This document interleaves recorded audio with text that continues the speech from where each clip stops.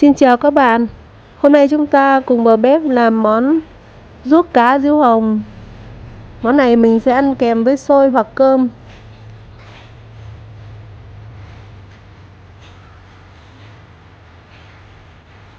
Manny ở nhà trong nhà, mẹ đi chợ nha.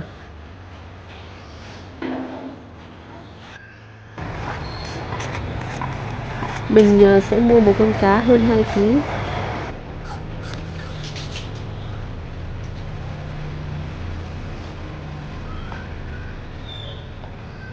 Cá sau khi lạng phi lê, mình cho muối và rượu trắng vào để làm sạch thôi. Để khử hết mùi tanh của cá, mình sẽ làm hơi kỹ một chút.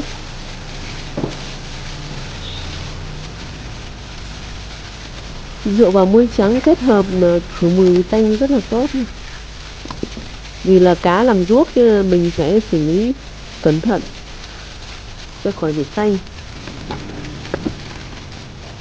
Nhất là cái phần bụng của cá mình phải bóp thật sạch.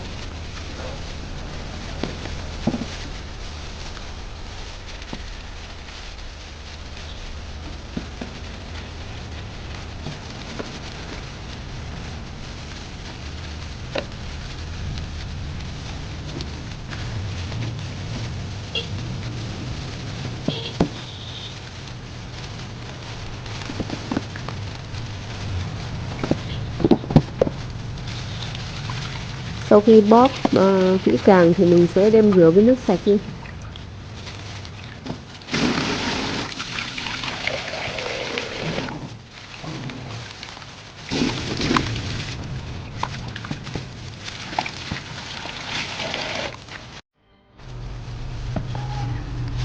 Bây giờ thì mình sẽ cắt thành từng miếng nhỏ. Cá diếu hồng thì thịt nó không tanh và ít xương, sẽ an toàn hơn cho các bạn nhỏ. Mình không làm cá rô phi bởi vì cá rô phi sẽ có nhiều chì hơn là cá diếu hồng.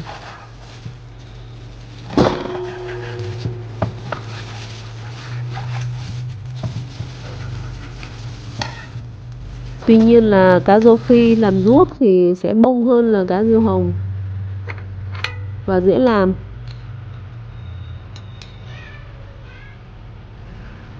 Cá cắt nhỏ xong, bây giờ mình sẽ ướp vào đây 3 muỗng canh nước mắm,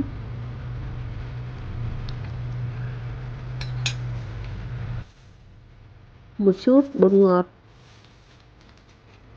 một chút tiêu và một ít bột canh.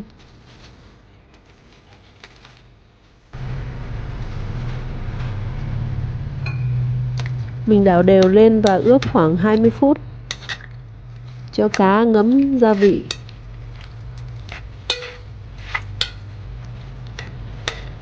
Trong lúc chờ cá thấm gia vị thì mình sẽ đi nhặt rau nhé. Ở đây mình có 100g rau thì là, một nhánh gừng, một nhánh tỏi. Cái gốc của cây thì là mình sẽ giữ lại và rửa sạch nhé. Phần ngọn thì là mình sẽ cắt nhỏ ra.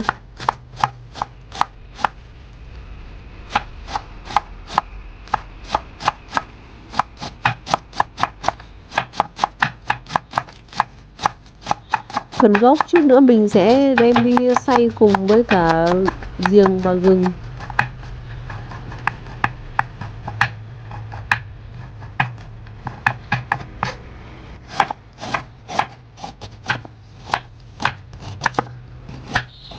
Gừng, giềng và gốc thì là mình cắt nhỏ và đem đi xay nhuyễn để vắt lên nước.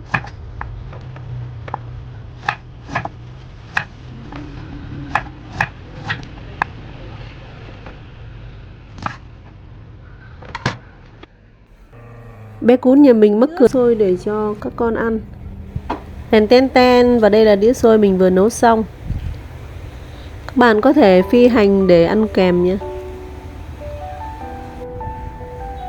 Ruốc cá mình làm không có chất bảo quản cho nên mình sẽ để trong tủ lạnh và ăn tầm khoảng 5 ngày.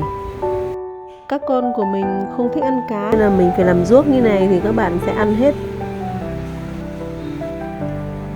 Và bây giờ thì mình xin phép kết thúc video ở đây nha. Cảm ơn các bạn đã theo dõi và nhớ nhấn đăng ký kênh ủng hộ mình nha. Xin chào và hẹn gặp lại video sau.